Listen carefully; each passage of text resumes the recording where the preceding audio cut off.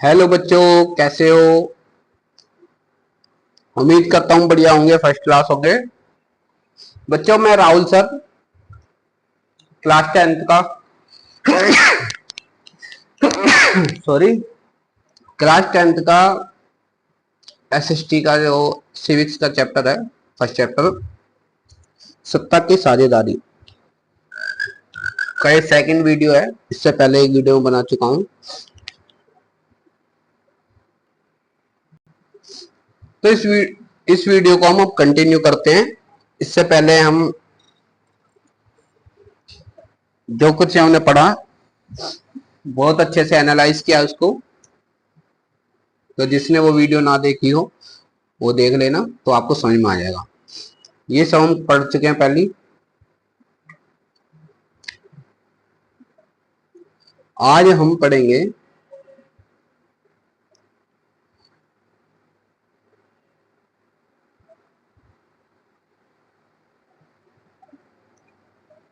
सत्ता की साझेदारी क्यों जरूरी है। यहां से आज हम शुरू करेंगे। ठीक है बच्चों, सत्ता की साझेदारी क्यों जरूरी है। देखो, सत्ता क्या है, सत्ता का क्या यूज है, सत्ता का बंटवारा कैसे करना चाहिए। बेल्जियम और श्रीलंका की जो कहानी थी वो मैंने अच्छे तरीके से इसके अंदर समझाई है। ठीक है, अब यहाँ पे पॉइंट आता है हमारा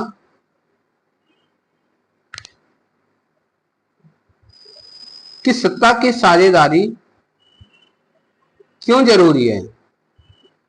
सत्ता की साझेदारी क्यों जरूरी है। इससे पहले हमने बताया कि सत्ता में किस प्रकार से बेल्जियम और श्रीलंका ने किस प्रकार से अपना रोल प्ले किया। ठीक है, उससे हमें क्या सीख मिली ये आपने देखा।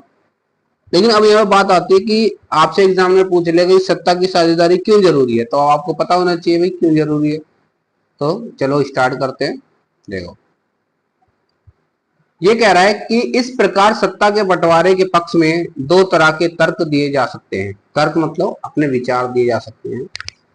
क्या तर्क दिए जा सकते हैं।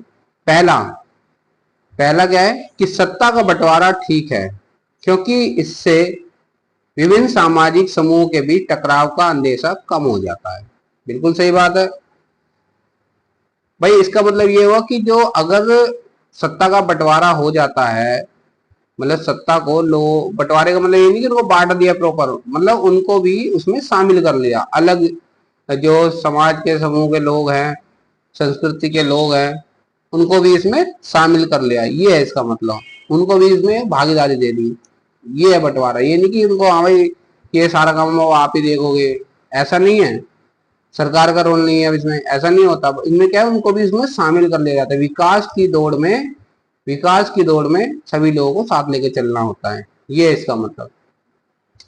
तो ये कह रहा है कि क्योंकि इससे विभिन्न सामाजिक समूहों के बीच टकराव का अंदेशा कम हो जाता है, क्योंकि सामाजिक टकराव आगे बढ़कर अक्सर हिंसा, इसका अक्सर हिंसा हिंसा और राजनीतिक अस्थिरता मतलब राजनीति में उतार चढ़ाव आ जाता है, सरकार गिर जाती है का रूप ले लेता है।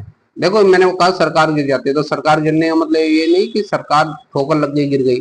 सरकार गिरने का मतलब होता है कि जो शासन चल रहा होता है वो संकट में आ जाता है, जिसकी सरकार चल रही होती है।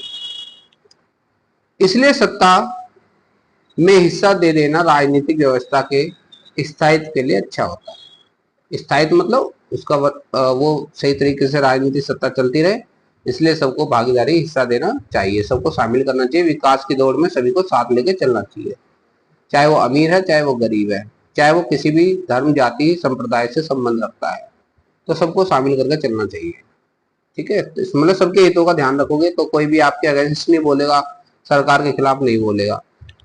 अब यहाँ पे बात आती है, ये कह रहा है बहुसंख्यक समुदाय की इच्छा को बाकी सभी पर थोपना तात्कालिक तौर पर लाभकारी लग सकता है। कह रहा है तात्कालिक तौर पर, क्या मतलब है इसका। तात्कालिक तौर पर, तात्कालिक तौर पर, ये इसका मतलब है कि तात्कालिक तौर पर, इसका मतलब ये हुआ कि उसी समय तो अच्छा लग सकता है कुछ समय के लिए कि हाँ भाई ये ठीक है, भाई लोग बहुसंख्यक है, बहुसंख्यक मतलब उनकी संख्या ज्यादा है, तो उनके द्वारा सरकार के अंदर वर्चस्व स्थापित करना या और समुदायों के ऊपर अपनी मनमानी थोपना उस समय के लिए तो अच्छा लग सकता है, लेकिन लाभकारी लग सकता है, लेकिन आगे चलकर ये देश की अखंडता का कारण बन सकता है। अखंडता मतलब क्या हो सकता है कि देश का बंटवारा हो सकता है, उसके टुकड़े हो सकते हैं। क्यों? क्योंकि जिस समुदाय की भागीदारी नहीं होगी, उसके बारे में जब सरकार नहीं सोचेगी तो क्या होगा भाई? वो तो ये सोचेगा ना कि सरकार मेरे बारे में नहीं सोच रही, तो मैं इसके लिए आवाज उठाऊं, मैं अपने हक के लिए आवाज उठाऊंगा, तो वहां पे फिर क्या हो जाएगा? विरोध उत्पन्न हो जाएगा सरकार के प्रति। तो ऐसा ना हो, इसीलिए सरकार ने सत्ता के अंदर सभी की भागीदारी जरूरी होती है। कह रहा है बहुसंख्यकों का अत्याचार सिर्फ अल्पसंख्यकों के लिए ही परेशानी पैदा नहीं करता। अल्पसंख्यक मतलब जो कम है, जिनकी संख्या कम है, अक्सर यह बहुसंख्यकों के लिए भी हानिकारक होता है। ये उनके लिए तो हानिकारक होता ही होता है जो अल्पसंख्यक है, लेकिन ये उल्टा उन पे भी भारी पड़ जाता है जो बहुसंख्यक होते हैं। तरह सत्ता का बंटवारा लोकतांत्रिक व्यवस्था के लिए ठीक है। देखो क्या कह रही है कि सत्ता का बंटवारा लोकतांत्रिक व्यवस्था के लिए ठीक है। इसके पक्ष में एक और बात कही जा सकती है, और वह बात कई ज्यादा गहरी है। क्या कही जा सकती है कि सत्ता की साझेदारी दरअसल लोकतंत्र की आत्मा है। क्या है?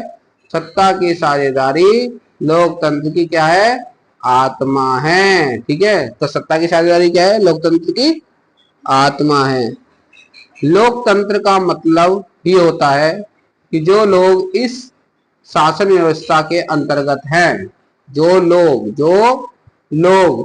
इस शासन व्यवस्था के अंतर्गत हैं, उनके बीच सत्ता को बांटा जाए। क्या कर रहे हैं? सत्ता को बांटा जाए, और ये लोग ढर्रे इसी ढर्रे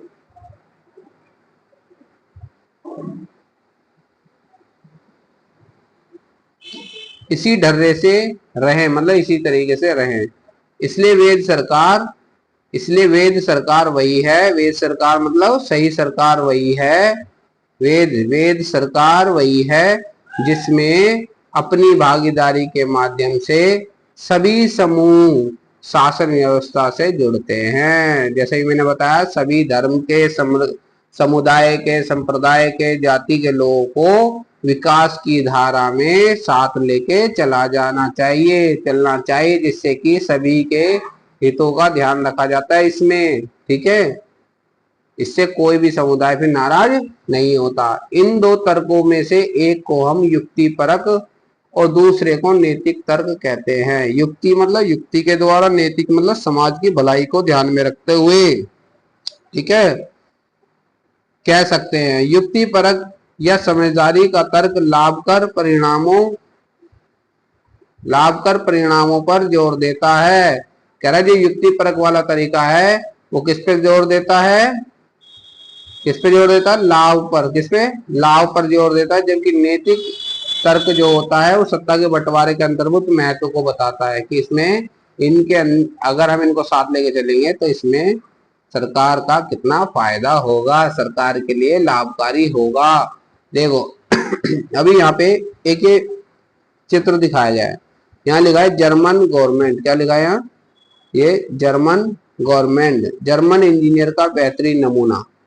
ठीक है, तो इसमें क्या बता रहे हैं? देखो यहाँ पे दिया है, क्यों दिया है भाई? ये क्यों दिया है? टाइम पास करने के लिए या क्या ये नोटबुक का बुक का पेज भरने के लिए लिखा है? नहीं, ये आप लोगों को कुछ जानकारी देना चाहते हैं। क्या कहना चाहते हैं? कह रहे हैं कि बाईं तरफ अंकित कार्टून में जर्मनी की एक समस्या का संकेत किया गया है।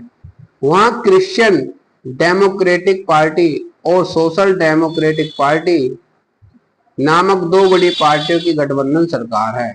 ऐतिहासिक रूप से दोनों पार्टी एक दूसरे की प्रतिस्पर्धी रही हैं। मतलब कि इतिहास गवाह है कि ये दोनों एक दूसरे के क्या थी? अपोजिशन की पार्टी है, लेकिन यहाँ पर अभी दोनों क्या है? गठबंधन की सरकार बना के रह में से किसी को अपने बूते सरकार बनाने लायक बहुमत नहीं मिला। क्योंकि दोनों में क्या था? अलग अलग तरीके के ये एजेंडा इनका चल रहा था। तो इन ये दोनों में से कोई भी नहीं जीत पाए, तो इन्हें क्या करना पड़ा, सरकार बनाने के लिए गठबंधन की सरकार बनानी पड़ी। अब लोग बच्चों पता है आपको गठबंधन की सरकार किसे कहते हैं? गठबंधन की सरकार का मतलब होता है जब दो पार्टी या दो दल मिलके आपस में, दो या तीन आपस में मिलके क्या करते हैं, सरकार बनाते हैं, उसे बोलते हैं गठबंधन की सरकार। यहाँ पर दोनों दलों ने मिलकर विभिन्न नीतिगत मामलों पर अलग अलग पक्ष लेते हैं, फिर भी वहां साथ मिलकर सरकार चला रहे हैं।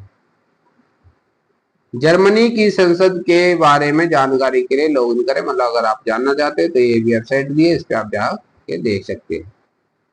ठीक है, तो ये देखो ये गाड़ी क्या बता रही है, देखो इसमें देखो यहाँ पे क्या है, ये जो फिगर है ये मतलब जो दिया हुआ है, ये यहाँ पे ये ड्राइंग दिए, देखो इसमें क्या दो ये दिए रखे है ना, दो स्टीयरिंग है, देख रहे हो, यानी दो सरकार मिलके, दो सरकार, वो दो पार्टियां मिलके गाड़ी को चला रही है, जर्मन गवर्नमेंट को चला रही है, जर्मन सरकार को चला रही है। एक ये दोनों विपक्ष की पार्टियां आपस में मिलके अब गाड़ी को चला रही है। गाड़ी क्या है? जर्मन सरकार है। ठीक है, आई बात समझ में? तो हमें एनसीईआरटी में कोई भी चीज ऐसी नहीं दे देते कि हमें टाइम पास करने के लिए बच्चों के बुक को भर दो, वो हमेशा को मैसेज देते हैं, आपको सिखाना चाहते हैं। देखो, बात बोले भेद खोले, ये दे रखा है, बात बोले भेद खोले, क्या देखो, युक्ति परक का मतलब क्या है? हानि लाभ का सावधानी पूर्वक हिसाब लगाकर लिया गया फैसला, पूरी तरह से नैतिकता पर आधारित फैसला अक्सर इसके उल्टा होता है।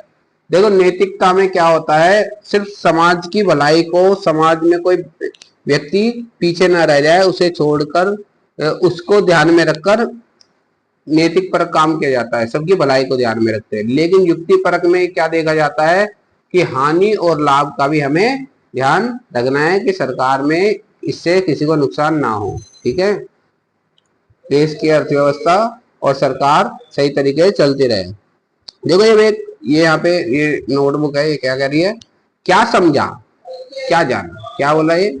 क्या समझा क्या जाना, क्या बोला? क्या समझा क्या जाना। ये कहता है एनीते बेल्जियम के उत्तरी इलाके के डच माध्यम के स्कूल में पढ़ती है।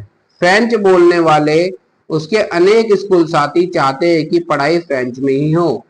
सैल्वी श्रीलंका की राजधानी कोलंबो के एक स्कूल में पढ़ती है। वह और उसके स्कूल के बहुत से दोस्त तमिल भाषी हैं। देख रहे हो, यहाँ क्या है? डच भाषा आ गई, फ्रेंच भाषा आ गई, और यहाँ पर क्या गए? तमिल भाषी आ गए। इनके माता पिता पढ़ाई का माध्यम तमिल ही रखना चाहते हैं। कौन सी सरकार एनीते और सैल्वी के माता पिता की इच्छा पूरी कर सकती है? किसे सफलता मिलने की संभावना अधिक है और क्यों? बताओ भाई। आपने देखा कि जो श्रीलंका है, श्रीलंका में तो किसकी? सिंघनियों की सरकार थी, सिंघनियों का हिसाब चल रहा था। लेकिन बेल्जियम वालों ने सबको ध्यान में रखा, इसलिए बेल्जियम में इनके माता पिता की इच्छा को पूरा किया जा सकता है। ठीक है, आई बात समझ में? इसलिए हर चीज को, छोटी छोटी चीजों को पढ़ना जरूरी है बच्चों। अब ये कह रहा है खलील की उलझन। अब यहाँ पे खलील दे दिया इन्होंने, खलील। अब ये खलील क्या कह रहा है? कह रहा है खलील की उलझन। देखो, जैसा कि होता आया है कि इस बार भी विक्रम रात की खामोशी में अपनी मोटरसाइकिल चलाए जा रहा था और बेताल उसकी पीठ पर बैठा था। हमेशा की तरह इस बार भी यह सोचकर कि कहीं विक्रम को नींद ना आ जाए, बेताल ने कहानी सुनाना शुरू किया। कहानी कुछ इस प्रकार थी। देखो बच्चों, देखो ये खलील की उलझन से पहले मैं आपको ये बता देता हूं कि इसमें जो विक्रम और बेताल की जो बात कही गई है, ये एक करेक्टर लिया गया है, जो कि जब मैं छोटा था तो उस समय पे एक प्रोग्राम आता था जिसका नाम था विक्रम बेताल। जो विक्रम है वो एक राजा होता है और बेताल एक प्रेत होता है। तो उसमें क्या होता है, विक्रम बेताल को पकड़ के ले जा रहा होता है और बेताल विक्रम को कहानी सुनाता है और कुछ क्वेश्चन पूछता है और एक शर्त रखता है कि अगर तुमने मुंह खोला तो मैं उड़ जाऊंगा। अब यहाँ पर क्या कहते हैं कि अगर विक्रम को नींद आ गई ना आए तो इसलिए वो कहानी सुनाना शुरू कर देता। अब देखो क्या होता है, ये क्या कहता है कि बेरूत शहर में खलील नाम का एक आदमी रहा करता था। उसके माँ बाप अलग अलग समुदाय के थे। उसके पिता ऑर्थोडॉक्स ईसाई थे, माँ सुन्नी मुसलमान। आधुनिक शहर के लिए एक अनूठी वारणा थी। आधुनिक शहर मतलब आज के मॉडर्न समय में कोई घनी बड़ी बात नहीं है कि तो इंटर कास्ट के लोग शादी कर रहे हैं, अलग अलग कास्ट के। लेकिन लेबनान में अलग अलग समुदाय के लोग रहते थे और राजधानी बैरूत में भी बस जाते थे। वे साथ रहते थे, मेल जोल होता था, पर गृह युद्ध में वे एक दूसरे से लड़ते भी थे। खलील का एक चाचा ऐसी ही लड़ाई में मारा गया था। गृह युद्ध की समाप्ति के बाद लेबनान के सारे नेता साथ मिलकर बैठे और विभिन्न समुदायों के बीच सत्ता के बंटवारे के कुछ बुनियादी नियमों पर सहमत हुए। बुनियादी मतलब कि भाई हम ये जो कानूनी नियम है हम इस तरीके से चलाएंगे। इन नियमों के अनुसार तय हुआ कि देश का राष्ट्रपति मेरानाइट पंथ का कोई कैथोलिक ही होना चाहिए। सिर्फ सुन्नी मुसलमान ही प्रधानमंत्री हो सकता है। उप प्रधानमंत्री का पद ऑर्थोडॉक्स ईसाई और संसद के अध्यक्ष का पद शिया मुसलमान के लिए तय हुआ। मतलब दोनों ही संप्रदायों को, दोनों ही धर्मों के लोगों को सत्ता के अंदर भागीदारी दी गई। इस समझौते के अनुसार आगे से ईसाई फ्रांस से संरक्षण की मांग नहीं करेंगे और मुसलमान भी पड़ोसी सीरिया के साथ एकीकरण की मांग छोड़ने पर सहमत हुए। ये दो शर्तें रखी उन्होंने। जब ईसाई और मुसलमानों के बीच यह समझौता हुआ तब दोनों की आबादी लगभग बराबर थी। बाद में मुसलमान स्पष्ट रूप से बहुमत में आ गए, पर दोनों पक्ष अभी भी उस समझौते का आदर करते उसे मान रहे हैं। उसे मान रहे हैं, तो अगर उसे मान रहे तो शांति बनी हुई है। अब खलील क्या कहता है? खलील को इस समझौते में बड़ी गड़बड़ी लगती है। वह राजनीतिक महत्वाकांक्षा वाला लोकप्रिय व्यक्ति है, लेकिन मौजूदा व्यवस्था के रहते वह सबसे बड़े पद पर पहुंच नहीं सकता। सबसे बड़े पद पर पहुंच नहीं सकता। वह ना तो मां के धर्म को मानता है और ना ही पिता के। असल में वह चाहता ही नहीं कि उसे किसी भी धर्म से जोड़कर पहचाना जाए। उसे समझ में नहीं आता कि लेबनान भी अन्य सामान्य लोकतंत्रों की तरह क्यों नहीं चलता। उसका कहना है कि सिर्फ चुनाव कराइए, हर किसी को चुनाव लड़ने की आजादी दीजिए और जिसे सबसे ज्यादा वोट मिले वह राष्ट्रपति बन जाए, भले ही वह किसी समुदाय का हो। लेकिन उसके जिन बड़े बुजुर्गों ने गृह युद्ध देखा है उनका कहना था कि मौजूदा व्यवस्था ही शांति की सबसे अच्छी गारंटी है। ठीक है बच्चों। अभी आगे कह रहा है, अभी कहानी खत्म नहीं हुई थी कि वे टीवी टावर के पास पहुंच गए। यहाँ वे रुके थे। कौन? विक्रम और बेताल। बेताल ने जल्दी से कहानी खत्म की और अपना सवाल विक्रम से पूछा, अगर आपको लेबनान का कानून फिर से लिखने का अधिकार होता तो आप क्या करते? क्या आप पुरानी व्यवस्था ही चलने देते या आप कुछ नया करते? बेताल विक्रम और अपने बीच हुए समझौते को दोहराना नहीं भूला। अगर आपके दिमाग में इस पर जवाब है और आप फिर भी नहीं बताते तो आपकी मोटरसाइकिल जाम हो जाएगी और आप आगे नहीं बढ़ पाओगे। मतलब उसे बताना ही पड़ेगा। क्या आप बेचारे विक्रम को बेताल के सवाल देने में मदद कर सकते हैं? तो आप मदद कीजिए, बताओ कमेंट में क्या कर सकते हैं हम। ठीक है चलो देखो अब आगे चलते हैं। अब ये कह रहा है सत्ता की साझेदारी के रूप। सत्ता की साझेदारी के रूप।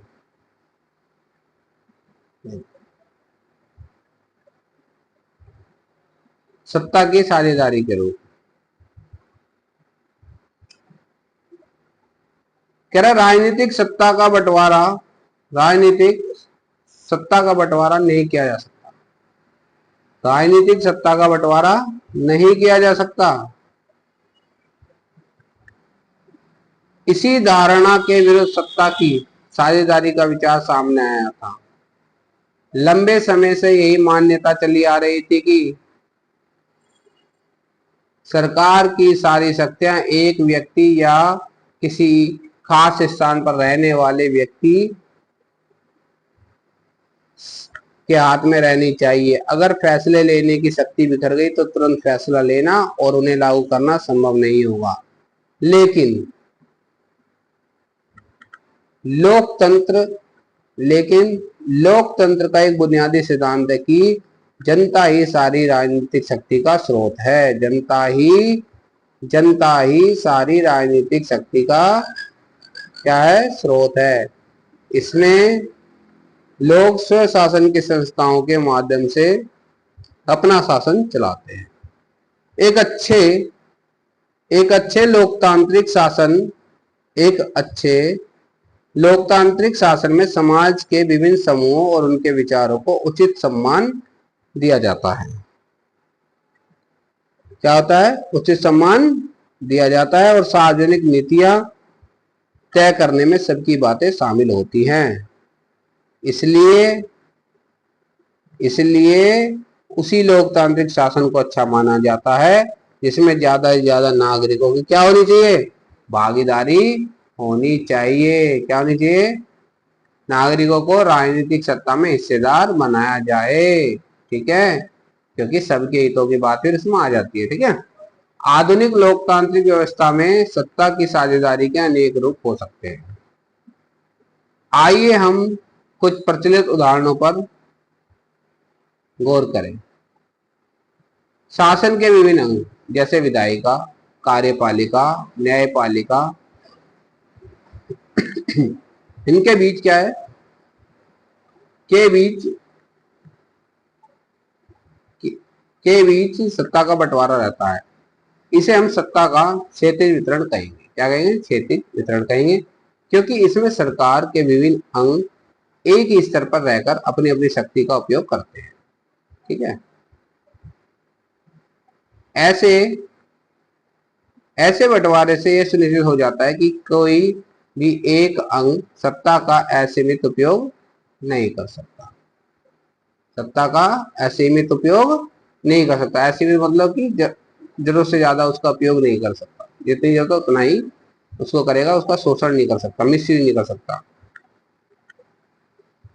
हर अंग दूसरे पर अंकुश रखता है। हर अंग मतलब जो विधायिका, कार्यपालिका, न्यायपालिका है, वो एक दूसरे पे क्या लगाते हैं? अंकुश लगाते हैं, रोक लगाते हैं, ताकि वो अपने अधिकारों का गलत इस्तेमाल ना करे। इससे विभिन्न संस्थाओं के बीच सत्ता का संतुलन बनता है। क्या बनता है? सत्ता का संतुलन बनता है। लोकतांत्रिक संस्थाओं के बारे में 9वीं कक्षा में पढ़ते हुए हमने देखा, क्या देखा था कि हमारे देश में कार्यपालिका सत्ता का उपयोग करती जरूर है, पर यह संसद के अधीन कार्य करती है। किसके अधीन काम करती है कार्यपालिका? संसद के अधीन। ठीक है, और न्यायपालिका की नियुक्ति कौन करता है? कार्यपालिका करती है। पर न्यायपालिका ही कार्यपालिका पर और विधायिका द्वारा बनाए गए कानूनों पर अंकुश रखती है, यानी उन पर नजर रखती है कि अपने अधिकारों का, अपनी ताकत का गलत इस्तेमाल ना। इस व्यवस्था को नियंत्रण और संतुलन की व्यवस्था भी कहते हैं। सरकार, अब दूसरा पॉइंट है कि सरकार के बीच भी विभिन्न स्तरों पर सत्ता का बंटवारा हो सकता है। जैसे पूरे देश के लिए एक सामान्य सरकार हो और फिर प्रांत या क्षेत्रीय स्तर पर अलग अलग सरकार रहे। पूरे देश के लिए बनने वाली ऐसी सामान्य सरकार को अक्सर संघ या केंद्र सरकार कहते हैं। पूरे देश के लिए जो सरकार बनती है क्या बोलते हैं? केंद्र सरकार या संघ सरकार। प्रांतीय या क्षेत्रीय स्तर की सरकारों को हर जगह अलग अलग नामों से पुकारा जाता है। भारत में हम इन्हें राज्य सरकार कहते हैं। हर देश में बंटवारा ऐसा ही नहीं है। कई देशों में प्रांतीय क्षेत्रीय सरकारें नहीं है, लेकिन हमारी तरह जिन देशों में ऐसी व्यवस्था है, वहां के संविधान में इस बात का स्पष्ट उल्लेख है कि केंद्र और राज्य सरकारों के बीच सत्ता का बंटवारा किस तरह होगा। उन्होंने साफ साफ बता रखा है। ठीक है, बेल्जियम में तो यह काम हुआ है, पर श्रीलंका में नहीं हुआ। इसलिए श्रीलंका में क्या हुआ था? विद्रोह हो गया था। राज्य सरकारों से नीचे के स्तर के सरकारों के लिए भी ऐसी ही व्यवस्था हो सकती है। जैसे कि राज्य स्तर से नीचे की सरकार कौन सी होगी? नगर पालिका, पंचायतें। ठीक है, कह रहा है उच्चतर और निम्नतर स्तर की सरकारों के बीच सत्ता के ऐसे बंटवारे को ऊर्ध्वाधर वितरण कहते हैं, ठीक है, जो सरकार का दूसरे तरीके का बंटवारा है, ठीक है। निम्न स्तर पे ऊर्ध्वाधर होती है और उच्च स्तर पर क्षैतिज होती है, ठीक है, ध्यान रखना, इंपॉर्टेंट पॉइंट है। हम अगले अध्याय में इस पर विस्तार से चर्चा करेंगे, नेक्स्ट चैप्टर में इसको और अच्छे से समझेंगे, ठीक है। ये कह रहा है सत्ता का बंटवारा विभिन्न सामाजिक समूह मसलन भाषाई और धार्मिक समूह के बीच भी हो सकता है। बेल्जियम में सामुदायिक सरकार इस व्यवस्था का एक अच्छा उदाहरण है, यानी कि सामुदायिक सरकार का मतलब जैसे पंचायत होती है उसी प्रकार से। कुछ देशों के संविधान और कानून में इस बात का प्रावधान है कि सामाजिक रूप से कमजोर समुदाय और महिलाओं को विधायिका और प्रशासन में हिस्सेदारी दी जाए। इसलिए आप लोगों ने देखा होगा कि कभी किसी एरिया में निगम पार्षद या प्रधान, गांव में प्रधान जो का जो इलेक्शन होता है, वहां पे महिलाओं के लिए भी सीट होती है कि इस बार महिला सरपंच बनेगी, इस बार महिला एमएलए बनेगी, इस बार महिला निगम पार्षद बनेगी, तो सरकार सबको भागीदारी देती है, ठीक है। पिछले साल हमने अपने देश में प्रचलित आरक्षित चुनाव क्षेत्र वाली ऐसी व्यवस्था के बारे में पढ़ा था। इस तरह की व्यवस्था विधायिका और प्रशासन में अलग अलग सामाजिक समूहों को हिस्सेदारी देने के लिए की जाती है, देखो, ताकि लोग खुद को शासन से अलग ना समझने लगे। अल्पसंख्यक समुदायों को भी इसी तरीके से सत्ता में उचित हिस्सेदारी दी जाती है। अल्पसंख्यक मतलब जो कम लोग हैं, जो दूसरी कास्ट से बिलोंग करते हैं, जिनकी संख्या कम है, तो उनको भी पूरा मौका दिया जाता है ताकि शांति बनी रहे। सामाजिक विविधताओं को शासन में भागीदारी देने के लिए अलग अलग तरीकों पर हम इकाई द्वितीय में मतलब इकाई सेकंड में चर्चा करेंगे। सत्ता, अब कह रहा है फोर्थ पॉइंट की सत्ता के बंटवारे का एक रूपों में विभिन्न प्रकार के दबाव समूह और आंदोलनों द्वारा शासन को प्रभावित और नियंत्रित करने के तरीके में भी लक्ष्य कर सकते हैं। लोकतंत्र में लोगों के सामने सत्ता के दावेदारों के बीच चुनाव का विकल्प जरूर रहना चाहिए, ताकि उनके बीच में कोई भेदभाव पैदा ना हो। समकालीन लोकतांत्रिक व्यवस्थाओं में यह विकल्प विभिन्न पार्टियों के रूप में उपलब्ध होता है। समकालीन मतलब कि जो उस समय पे एक ही समय पे जो अलग अलग जो पार्टियां होती हैं जो चुनाव में खड़ी होती है, सबको ये मौका दिया जाता है बराबर। पार्टियां सत्ता के लिए आपस में प्रतिस्पर्धा करती है, क्या करती है? प्रतिस्पर्धा करती है, मतलब कि कंपटीशन करती है एक तरीके से। पार्टियों की यह आपसी प्रतिद्वंदता ही इस बात को सुनिश्चित कर देती है कि सत्ता एक व्यक्ति या समूह के हाथ में ना रहे। एक बड़ी समय अवधि पर गौर करें तो पाएंगे कि सत्ता बारी बारी से अलग अलग विचारधारा और सामाजिक समूह वाली पार्टियों के हाथ आती जाती रहती है। आप लोगों ने भी देखा होगा, देखो आप लोगों ने भी अभी तक देखते होंगे कि पहले कांग्रेस की सरकार थी, फिर आम आदमी की सरकार आ गई और अब बीजेपी की सरकार चल रही है। तो इससे पता चला है कि हमारे देश के अंदर सरकार जो है किसी एक आदमी के हाथ में नहीं रहती, सत्ता वो आती जाती रहती है। सत्ता की यह भागीदारी एकदम प्रत्यक्ष दिखती है क्योंकि दो या अधिक पार्टियां मिलकर चुनाव लड़ती हैं या सरकार का गठन करती हैं। लोकतंत्र में हम व्यापारी, उद्योगपति, किसान और औद्योगिक मजदूर जैसे कई संगठित हित समूहों को भी सक्रिय देखते हैं। सक्रिय मतलब वो लोग भी इसमें शामिल होते हैं, अपनी भागीदारी पूरी देते हैं।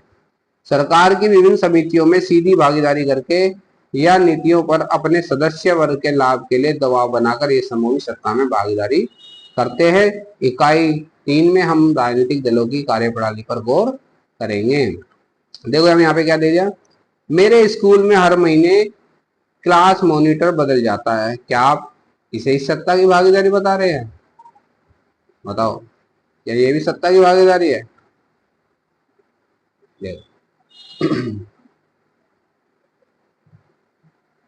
अब इसमें ये हमारा चैप्टर हो गया खत्म।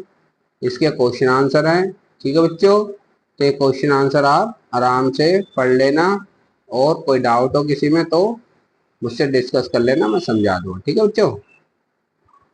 फिर मिलते हैं नेक्स्ट चैप्टर में, सेकंड चैप्टर की वीडियो के साथ, ठीक है। तब तक के लिए बाय। अगर आप लोगों को ये मेरी बात समझ में आई हो, वीडियो पसंद आई हो, जो मैं बताया वो अच्छे समझ में आया हो, तो चैनल को सब्सक्राइब कर देना। मुझे आपसे और कुछ नहीं चाहिए, बस सब्सक्राइब कर देना। और जब दोबारा वीडियो देखो तो लाइक कर देना और शेयर कर दोगे तो आप लोगों की और भी मेहरबानी होगी, ठीक है। चलो फिर मिलते हैं नेक्स्ट वीडियो में, तब तक के लिए bye. God bless you, happy रहो, खुश